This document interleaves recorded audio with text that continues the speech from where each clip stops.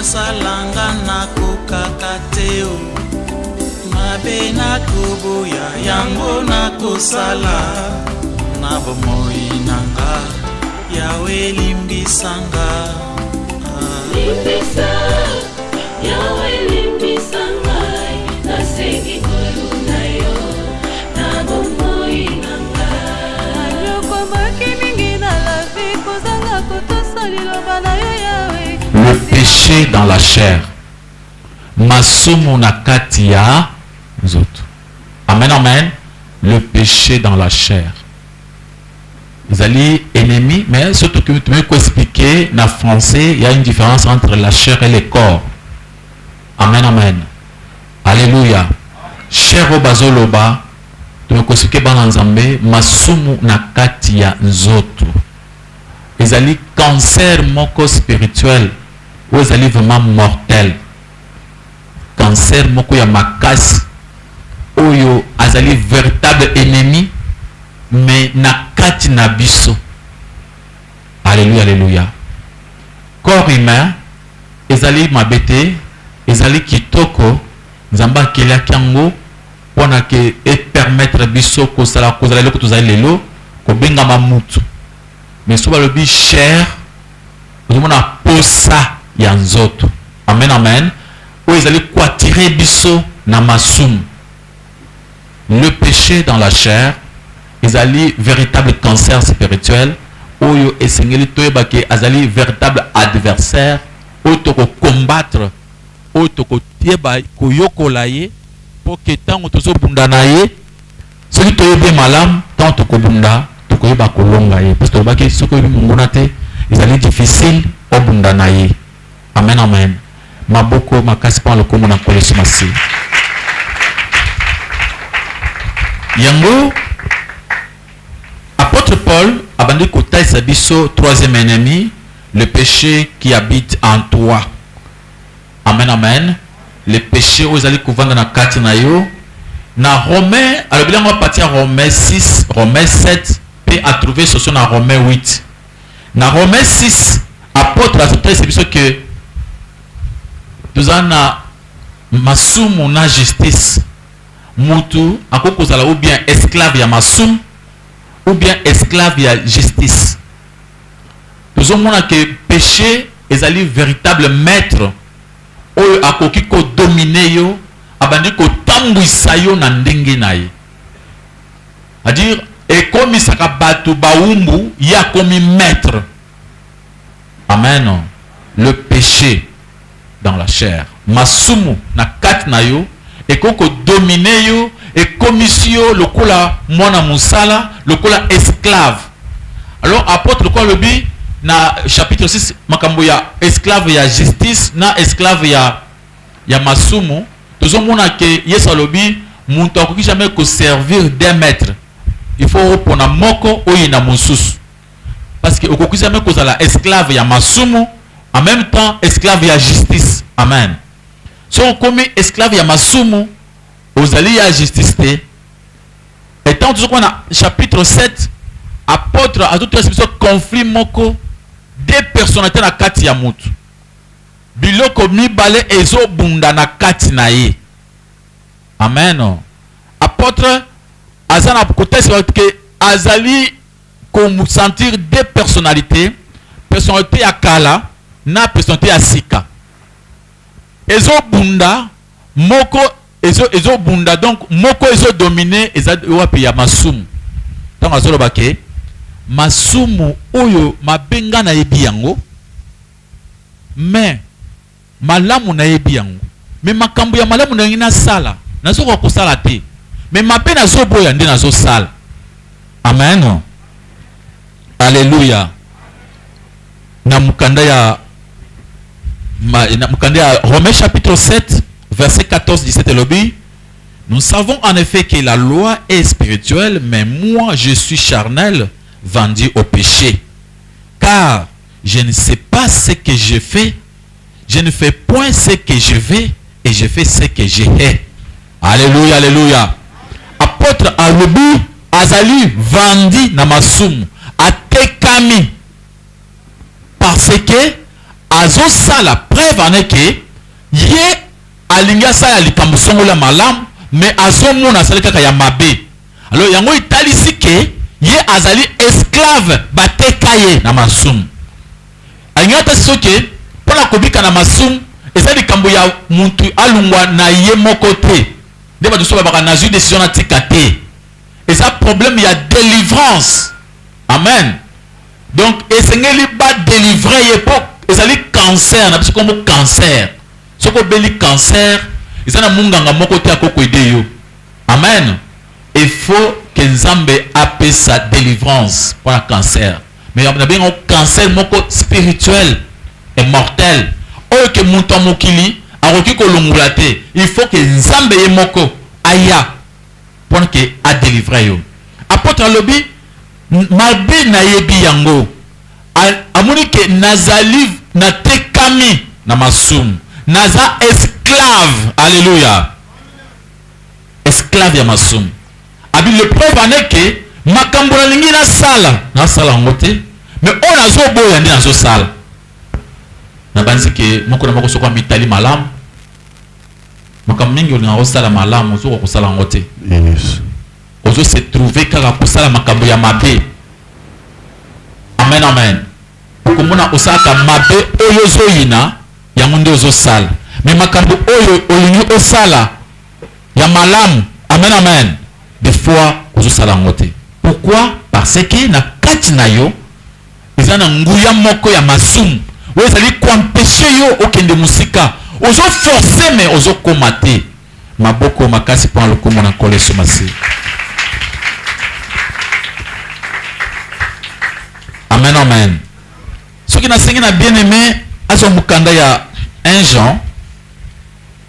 Jean chapitre 3 verset 9 à 10 que côté Michael prend temps mukanda wana 1 Jean chapitre 3 verset 9 à 10 okomona comment bazo talisa que mon Christo azali mutu oyo akosala masumu te bato ko se poser ma question comment apôtre Paul aza déjà apôtre mais akutana na makambo ya masumu total c'est OK batani biso na kombo na Masia.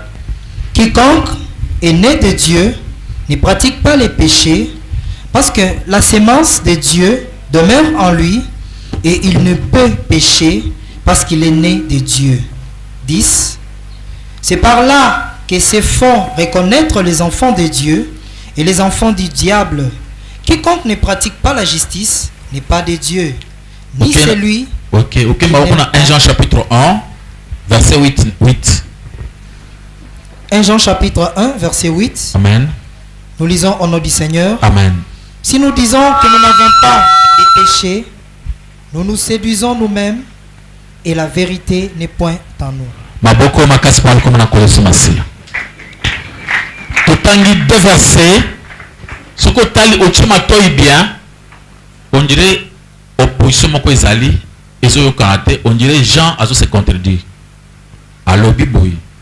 Oyo nyonso andimeli Yesu akomi na nature ya Jésus-Christ.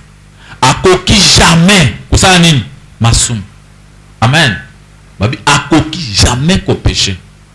Mais to qu'est-ce que na 1 Jean chapitre 1 à partir verset 8 lobi oyo akolobaki asala ka masumu te. Azamokos ou bien aibin zambete. Amen. Oui, il y a une confusion. Mais ce n'est pas une confusion. Amen. Ils arrivent réellement où l'apôtre Paul a talisi biso qui a deux personnalités. Oyo ezobende na masum, oyo ezobende na justice. Mutu oyo aibina nzambete, ya azaka na personnalité moko. Ya kosala ka masum. Amen. Asala masum sans souci. Mais mutu oyo azali koyeba nzambe. Amen amen. Akomi na mibale ya sikana ya kala. Azo lite po atika mabe koto pe masum pe zo bendaye. Mutu oyo aza païen ya asala masumu avec joie. Aza na reproche mon côté. Mais mutu ayebi nzambe tango azo nga po asala mabe azo mona ke ezo sala pasi asala mabe azo boya. Amen. Okomona ke bazo bunda. Alléluia, alléluia. Alors, na a balobi mwana na nzambe aza mutu atambolaka na sembo na kati ya mwinda mpo nzambe aza mwinda. Mais soki ozo na vie ya masumu oza na nzambe te, mpo oyo abotami na nzambe akoza na vie ya masumu te. Apo baye koloba boye mwana na nzambe oyo alobiki aza na masumu te aza mokosi. Pourquoi balobi bongo? Parce que bayebi ke mwana nzambe azali mutu oyo azotubela masumu na ye. Soko tanga na Jean 1 Jean 8 balobi soki olobi ko zana masumu te oza mokosi. Alors soko otubeli masumu wana nde nzambe akopesa makoki ya kosala nini ya kobika. Amen. C'est-à-dire pona ki masumu eza na kati na biso esila ezate na simple volonté na biso ke non natiki masumu te. Esengeli yo o confesser mabe na yo. Amen, amen. Et tant que ozo garder masumu ezali kola oza na contrat na Satan. C'est-à-dire moi Yesu a délivré yo ezalité. Nanya lobanini. Mutu akokotika kinumba ye moko te. Sans que nzamba a délivré ye. Mutu akokotika muyibi ye moko te sans que nzamba a délivré ye. Amen. Pona kotika mabe esengeli délivrance. Délivrance veut dire quoi? C'est-à-dire il faut accepter d'abord que eza mabe, les confesser, c'est-à-dire ko barrer ligne secret na bino na Satan. Obimisango libanda à ce moment-là, Nzambe ako délivrer yo. Amen, amen. Yango apôtre Paul lobi mabe na yebi yango, malamu na yebi yango, mais songo na za na pusa ko sala bolam na mulika na sali mabe.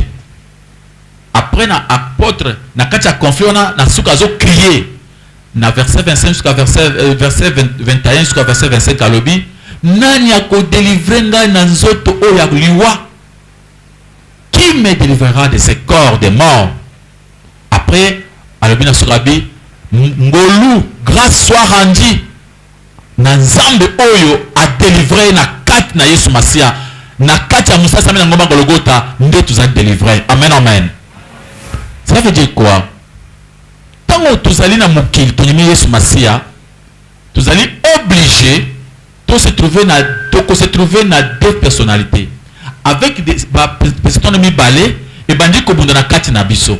So ezo senga na lisumu nyos yo ezana kati na yo ebi mapolele libanda. Ozala mwinda, ozala mulangi ya pembe. Amen, amen.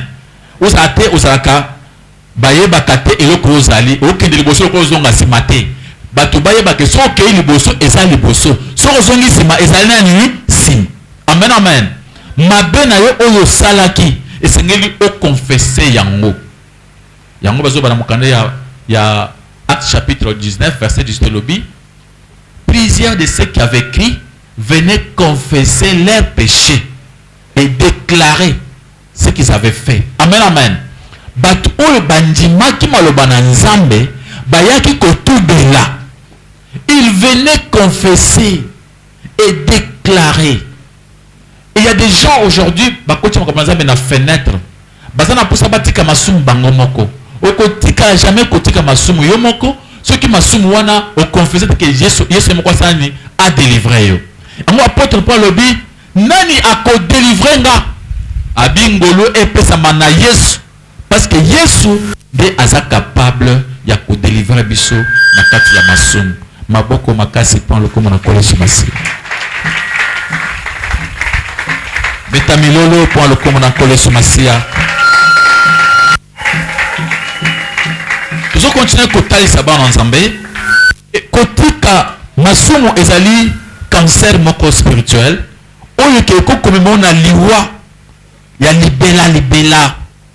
Apôtre Paul azobunda na ba deux personnalités oyo. Atteste que pona kobika abi lokumo ezonge pana Yesu. Bien aimé juste verset 21 jusqu'à verset 25, il y a Romains 8. Donc, mon comment apôtre a trouvé solution. Il y a les cambo oyo et ça qui est difficile. Autre imana binawa. Malamu na lingina salanga na kokakateo. Mabena koboya yango na kosala. Amen, amen. Ngana lelelio yakobi kisanga. Bien-aimé, un vrai chrétien oza conscient. Oyo batangisa maloba nzambe malamu. Ayebi ke mu Kristo aza parfait. Amen. Mu Kristo aza kaka apena mabe moko asalaka. quelque part à Santaka et Tumbamoko Boyalisum. Amen. C'est ce qu'on appelle les combats spirituels. Combattre chaque fois contre le péché. Masumu ango tuzo bundanango ezana kati na biso moko. Tuzali na monde masumu te masumu ezana kati ya chair na biso. Bien que tuzali batu ya sika, mais masumu ezana kati na biso. Tango tuzui mutu ya sika, oyo tobengi l'homme spirituel, azana bitumbana l'homme charnel. Amen. C'est pourquoi apôtre Paul a fait biso. Ah ouais, parce qu'un véritable chrétien, ou a bien enseigné, il faut que masumu ezana kati na ye. Amen, amen. Bien que na corps na biso masumu ezali to bundaka parce que la chair ezali na posa nango contraire na posa nani ya Nzambe. Mais chair ezana kati na biso. Amen, amen. Comment tu peux posa masumu te? Batangi biso nanu solution au apôtre Paul a monaki pour na masumu batangi na kombo de sumasi. Romains chapitre 8. Chapitre 7, 21. Romains chapitre 7, 21 jusqu'à 27. Nous lisons au nom de Jésus-Christ. Amen. Je trouve donc en moi cette loi. Quand je veux faire les biens, le mal est attaché à moi. Car je prends plaisir à la loi de Dieu selon l'homme intérieur. Mais je vois dans mes membres une autre loi qui lutte contre la loi de mon entendement et qui me rend captif de la loi du péché qui est dans mes membres. Misérable que je suis, qui me délivrera de ces corps de mort? Grâce soit rendue à Dieu par Jésus-Christ notre Seigneur. Ainsi donc, moi-même, je suis par l'entendement esclave de la loi de Dieu et je suis par la chair esclave de la loi du péché. Maboko makasi pa le komona ko Yesu Masia. Apôtre a crié, a expliqué il m'a commandé ngezoleka conflit ngezoleka. Après atoni nani ako delivrenga na nzoto oyo ya liwa. Amen. Après alobi ngolu ezonga epa na Yesu oyo ayeko délivrer biso. Apôtre Paul alobi loi ya Yesu ya molimo et délivrer na loi oyo ya nzoto. Na sengi bien aimé moko akanga ventilateur awa. Loi ya nzoto ya loi ya molimo ezali ko délivrer na loi ya nzoto.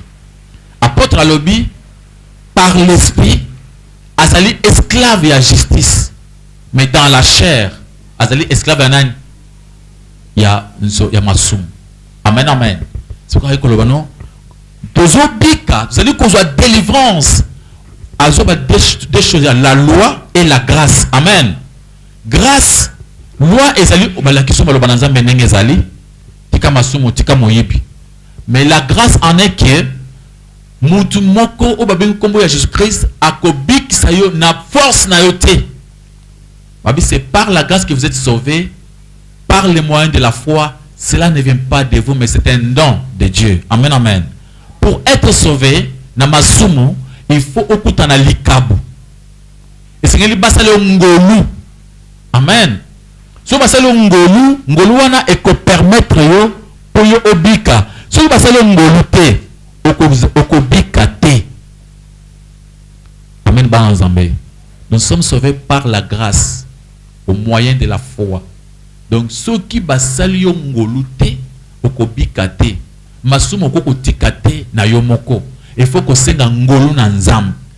Kobika kotika masumu ko mwana Nzambe ezali ngolu Nzambe asalaka bana na ye.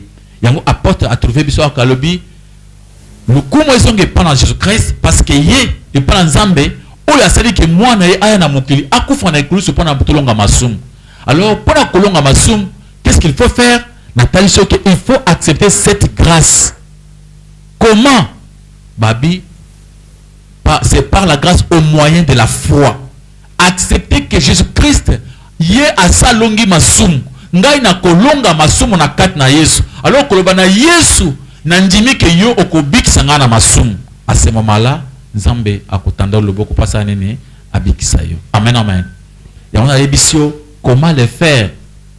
1 Jean chapitre 1 verset 8, 9, 10. Et lobi soko lobi nazana masumu te oza mukos Mais si vous confessez vos péchés, Dieu est juste et fidèle pour vous le pardonner et vous purifier. Amen. Notre koloba awa ke ba Kristo basaka pe masumu. Ningana loba teke batu nyonso banda kosala masumu, mais il y a des choses que les chrétiens ne peuvent pas faire. Mais basaka attiré. Mais ceux qui chrétiens, asana confiance dans Jésus-Christ, azali akotambola par l'esprit, ils ont difficile à accomplir ba œuvre yanzoto. Amen, amen. C'est pourquoi l'apôtre nous demande de marcher selon l'esprit, pas selon quoi? La chair. Parce que chair nabiso, zoto nabiso moko, et lula masum. C'est pourquoi on a bien aimé, en tant que la biso ba œuvre wana, ba posa wana, ba activité wana zoto lingaka. Nous allons à Galates chapitre 5 à partir du verset 16. Autant malembe. Okomona ke tozaka mingi attiré na biloko wana. Biloko wana ezana kati na biso, ezana nzoto na biso, tobotama nango. Amen. Lelo na bagize muso ko sentir que il y a d'autres églises bazo kolisa biloko oyo. Tobotama nango, tokola nango. Mais il y a d'autres églises bazo kolisa biloko wana. Ango bazo tangela biso na kombo na Yesu Masia. Galates chapitre 5 verset 16 jusqu'à verset 21. Galates chapitre 5 verset 16 à 21, nous lisons au nom de Jésus-Christ. Amen. J'ai dit donc, marchez selon l'esprit et vous n'accomplirez pas les désirs de la chair, car la chair a des désirs contraires à ceux de l'esprit, et l'esprit en a des contraires à ceux de la chair. Amen. Alléluia. Balobi soki otambuli na ndenge ya molimo okoko kisa ba posa nzoto te. Nzoto eza na ba posa contraire ya molimo. Molimo pesa na posa contraire ya nzoto. Pona kuampeshe yo osala te bolamu olingi osala. Amen.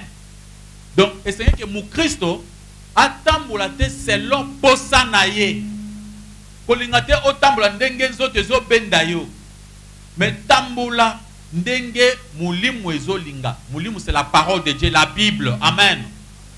Kosenga ke Yesu asimba yo chaque fois. Yesu simbanga, Yesu protégenga na ba prière parce que babi faut prier sans cesse à chaque instant. Ce n'est pas qu'à kofungula mbunda kobeta te na osambela te na motema na yo dans mutu za na vie à prière. C'est ça un homme spirituel pour attendre selon la parole de Dieu. Avancez bien aimé.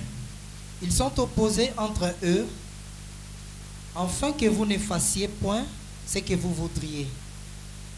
Avancez bien aimé. Si vous êtes conduits par l'esprit, vous n'êtes point sous la loi. 19. Or, les œuvres de la chair sont évidentes.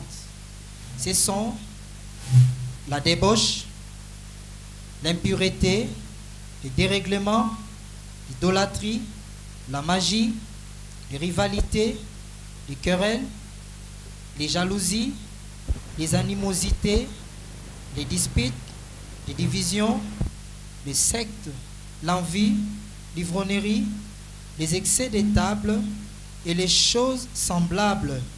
Je Amen. vous dis. Ok. Amen, amen. Beta oboko makasi pa lokomo na kole sumasia. Bauti kotalisa biso ba posta nini ya nzoto. Tozomona ke posta nzoto ezali contraire à posa ya molimo mo santo. Balobi posa ya nzoto eza clair. Bata bandina liboso na kindumba. Amen, amen. Bobi keza posa moko oyo mutu so botama nango.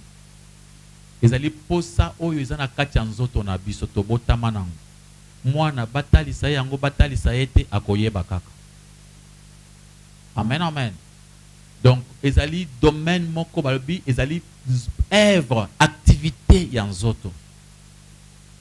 Soki omoni okomona kindumba bato baza ba esclave et comme ça bato ba esclave batikali baumbu ya libela. Amen.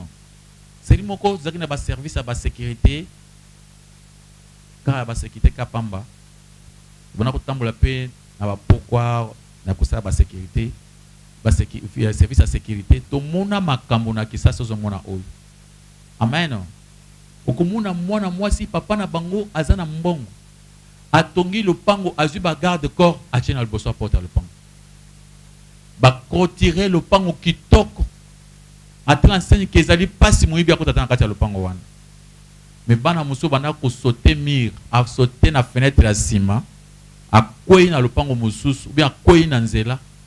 Abimi akei papa na bango kangi porte ache ba garde la bosso porte. Mwana abimi ake kuluka mobali. Papa s'assure que moi ndako na ngai ezali bien protégé. Et des fois biso bazali na ba sécurité to croiser bana bongo na nzela. Otuni outi wapi aza ko expliquer ndenge asalaka. Mais banda kolekela biso wana aza esclave nini?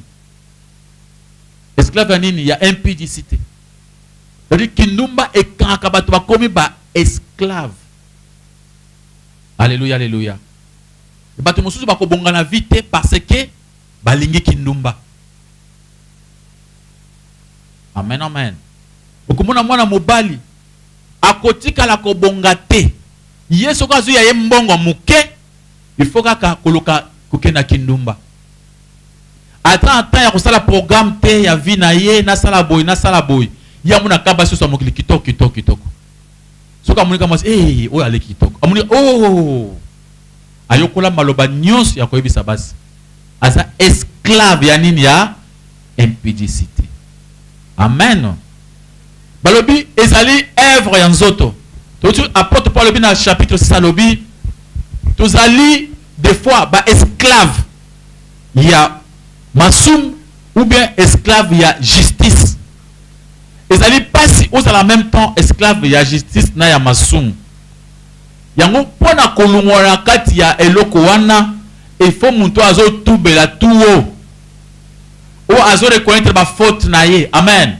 Atubela kayango. Alléluia, alléluia. Bamusu baza ba esclave ya masanga. Bato balingi masanga. Bibezo bake masanga makana bobola. Esclave ya masanga. Tu vas biso te passer pe viwana. Ezaki so na meli masanga te naza mal à l'aise. Mais Yesu muntu aya ko délivrenga. Na banda ko kosa bato kinatiki masanga. Mais soko ke na ndako na ngana zomela, so na ki basanza mbaye na chana na boki na sa mesa. Eza kutubala mo kosala bongo. Ke nga passer na ye na kutu zomela masanga, utanga ka misu bo zomela kaka. Yo sanga so ni makasa tana vanda na kiti. Eza bongo te. Malamu ata boka mata na sa mesa, boka mata ko ke pare ke ndeka na foto sola nano ezala wana te. Nga banda ko sala bongo. So na moni basanza mbazo na boki masanga na mesa. So ba ke bona bina yosala ko na melaka ngote. Mais na ko senga nzambe ka confesser mabe nanga nzambe ay ko pesa nga délivrance. Alléluia, alléluia. Yango lelo soki nga na meli masanga ta na secret, soki ata par hasard ba mesenga masanga ata na yebaki te, il faut na tubela. Soki na bombi na kozongela. Parce que masumu ezali véritable cancer na nzoto. Po sa masanga ezana kati na biso. Amen, amen. Omuni balobi tango batangi na ba œuvre ba posa ya nzoto, batangi ba activité ya nzoto ya liboso impudicité na jar na ngonyos. Impudicité ndezo dominer mokili. Na kwa biso ke so batangi ba masumu ya mokili. Tango apôtre Paul azo beleka ba impudicité lobi masumu onje yango ezole ka masumu nyonso. Amen. So batangeli yo pourcentage ya masumu nyonso mokili. Okomona ke lisumu ya impudicité eleki masumu nyonso na pourcentage cause au moins 95%. Amen. 95% ya batu ou bien 90 quelques pourcents ya batu bazana vie wana. Ezala ya makanisi, ezala ya ndenge nyonso wana ezaka ka vie mabe. Amen, amen. Po ipana biso na Bible bike efika ya kotala ko kanisa mabe déjà osali kindomo. Alors c'est pourquoi tolobi tango batalisi biso likambo oyo ya ba posa ya nzoto il faut koyeba yango, koyeba ba activité ya nzoto, kolinga kokima yango. Amen. Au moins lelo na ba église mona bato bazocha ba passer bazocha ko bala base belé ils ont un problème te nyonso ezana impudicité oyo ezana kati ya nzoto na ye ezobima. Amen. C'est ça, il faut faire attention. À part l'impudicité, il y a l'idolâtrie. Kolinga kwa adorer. Amen, amen. Kofuka mela bikeko. Kofuka mela bikeko, ba muso basa na ndenga propre. Liboso ekeko afuka mena ndenga propre albite. Ezaka kofuka mapamba. Biso zota ekeko na te. Biso tebika la tusambela nzambe. Yango ekeko za wanas. Nazo kipeke kote. Na sambela nzambe na ngambe na zaka liboso ekeko. Est-ce que a changer oyo ba ko na Bible? Ba lobi kofuka mela ekeko te. Le bikeko ezanini. Bato bazana posa na kati ya bato. Bazana posa ya kufuka mela bato mosusu. Bazana posa ya kuadorer nzambe bazomo na miso. C'est pourquoi les gens mona na kati ya ba église, bato ba komisi ba pasteur ba petit Dieu. Bato ba komisi ba atamba na photo ya pasteur na bango ya ma prophétesse na bango na mutu kache ba komi le bosso photo ya pasteur bango azo quoi que soki danger eye na simi photo ya pasteur na biki. Amen, amen.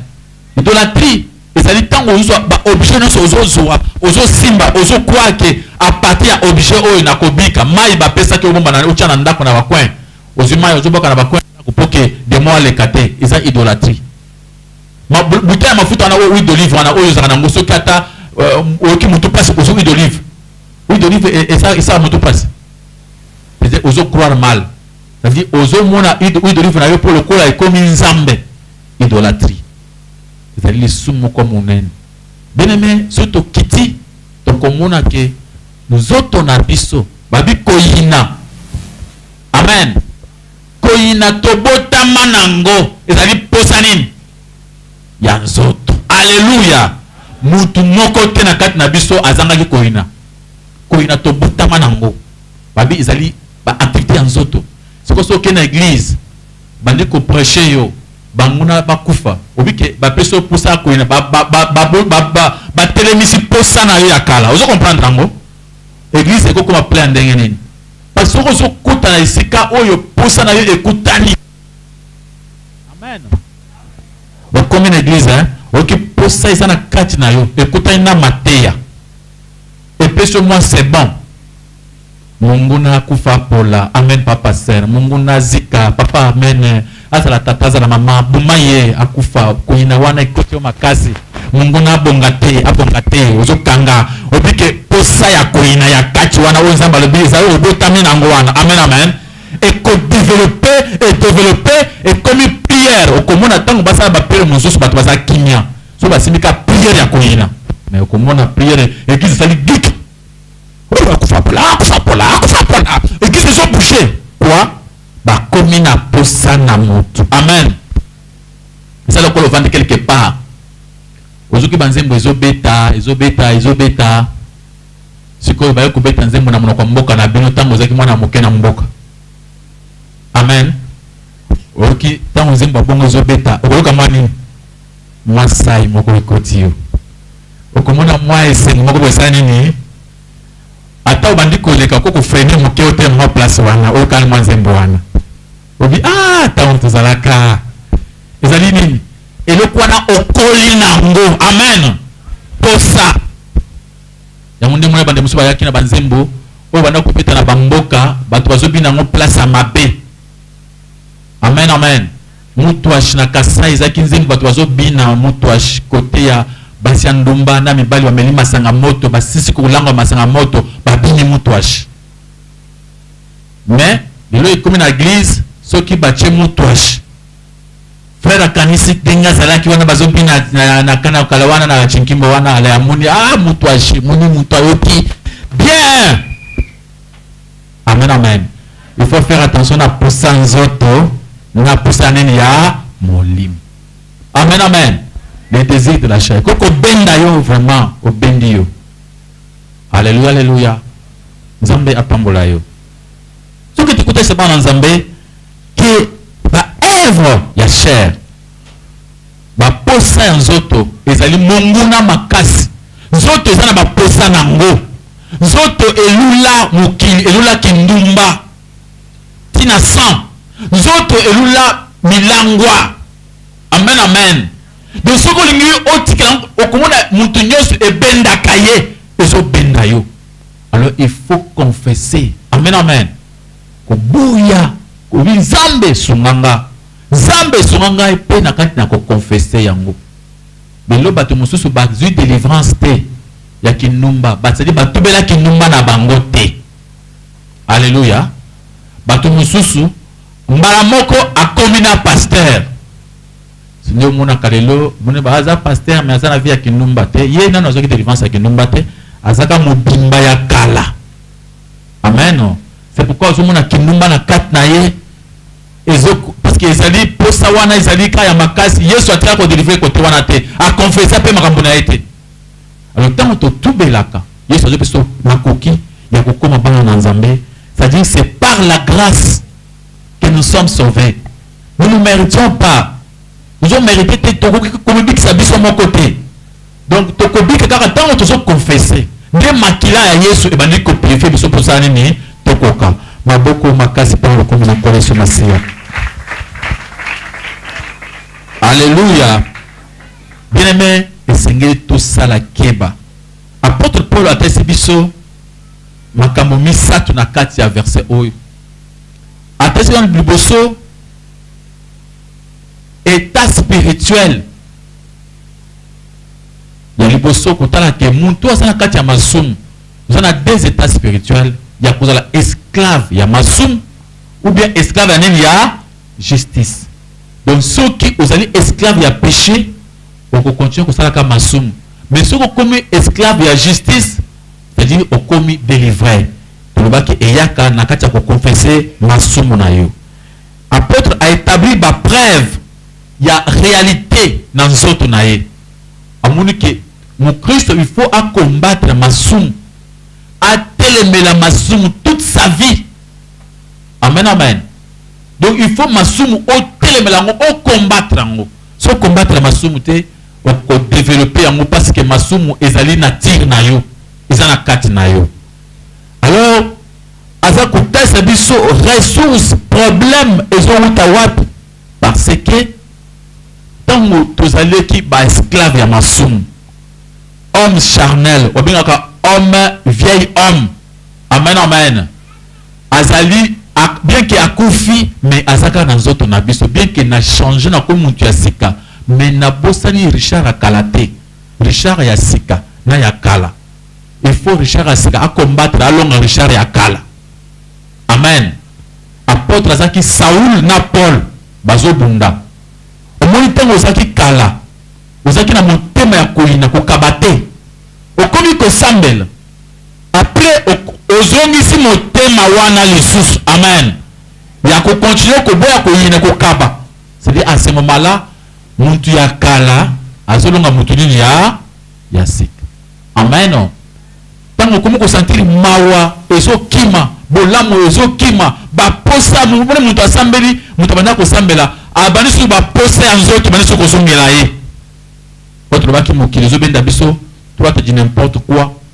Mokili benda biso, tout aïssa ba makambo moko ozama mi volonté nzambe te. Ndenge pe muntu akomi ko sambela, azongi so poussa ya nzoto. Mona bato muntu muso wana sambela tiki masanga. Alors après azongeli masanga. Okomela ngosiko ya makasi. Amen amen. Okomela ngoti muso zo chati na zolo. Après okomisa même docteur acha tonga. Wanda kocho na nzoto. Tellement que yo ozokende liboso zonga sima.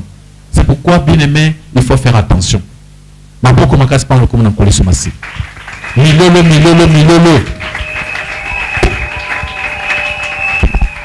Ma beaucoup makasi milolo milolo par le comme na koleso masia. Nzambe apambola yo. To bungi pona kotesa bana Nzambe que tuzana péché moko ya monene. Babine cancer spirituel. Cancer oyo ezana kati ya mutu nyonso. Mutu tango andimeli Nzambe a se trouver na deux personnalités, deux natures. Nature ya kala na nature ya sika. Tolobi ya sika komi mwana Nzambe. Nature ya kala oyo yo ozalaki kala wana tango ozalaki na vie ya masumu ndenge obotami mwana ya Adam. Ezaka na kati na yo. Alors de nature wana tomoni selon apôtre Paul et komi combat.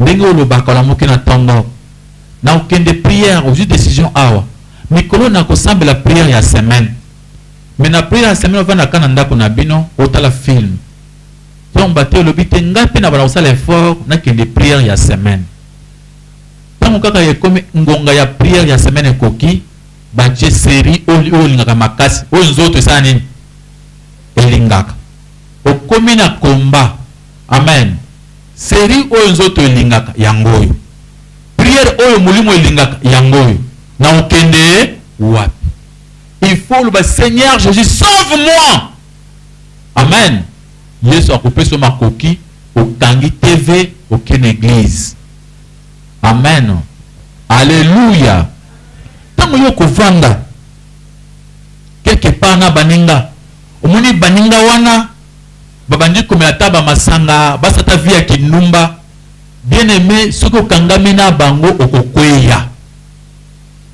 il faut tuna nzambe oyo muninga na setambo na ye azana via kindumba via boye pona sa nini fona kima muninga ya boye pamba te na kozala attiré parce que na nzoto na ngape amen amen nazana posa wana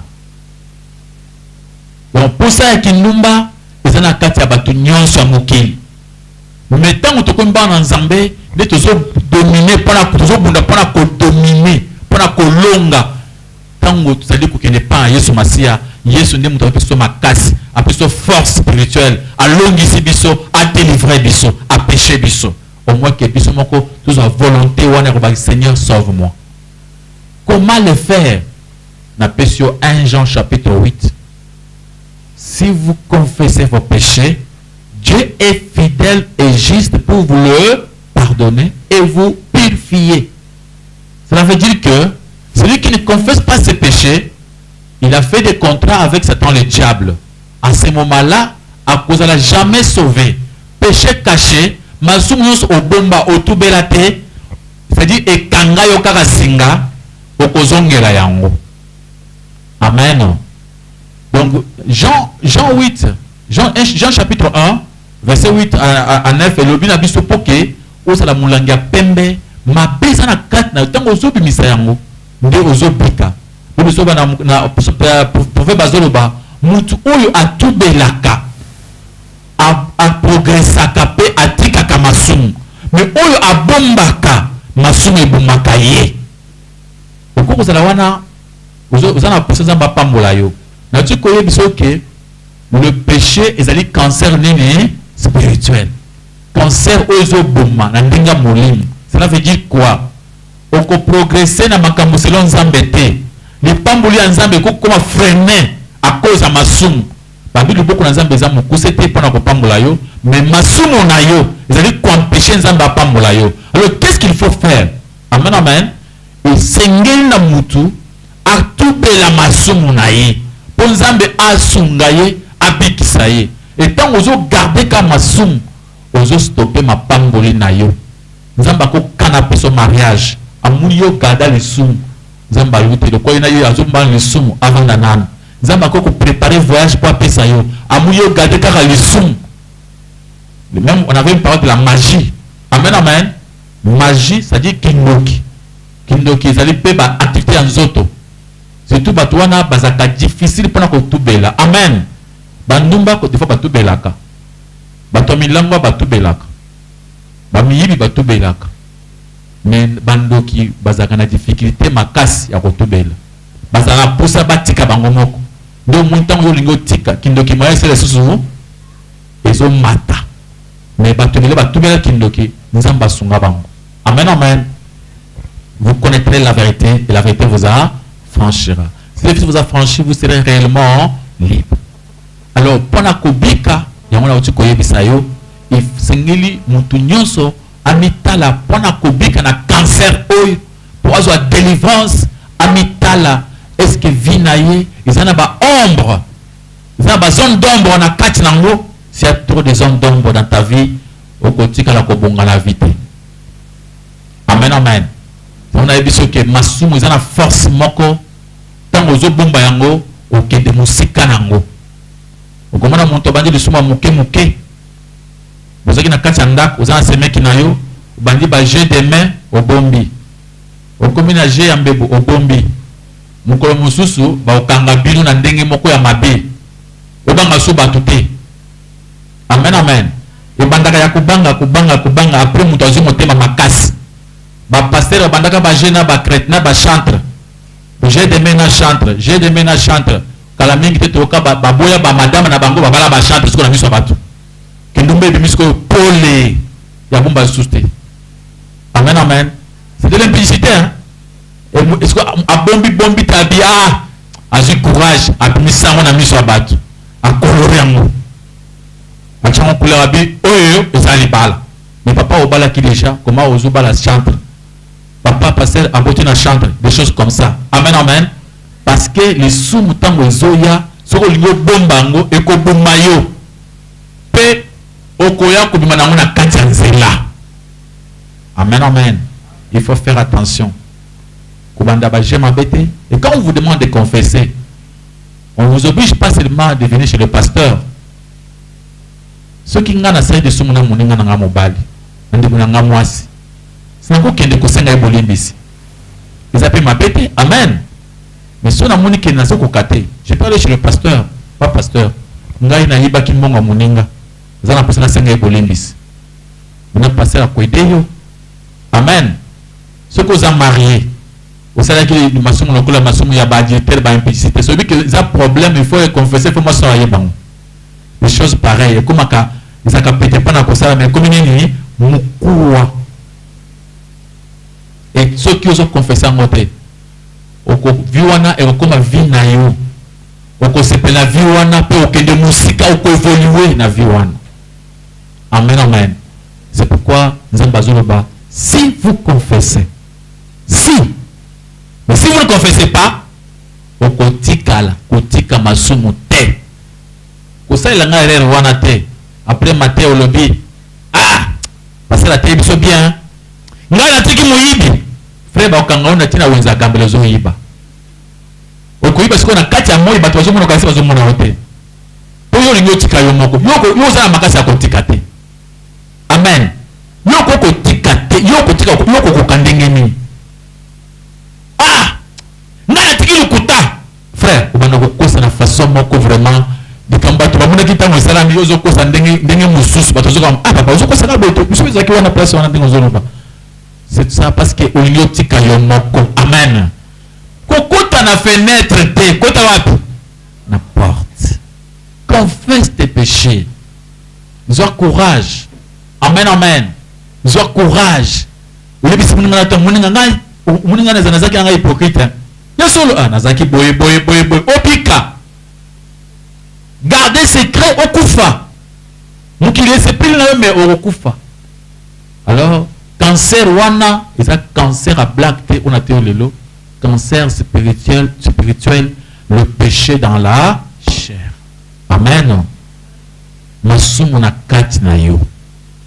Ils ont dit cancer comme on aime. Amen, amen. Nous pensons qu'il y a commis dans ce kamatea. Parlez-le. Comme vous mettez ça.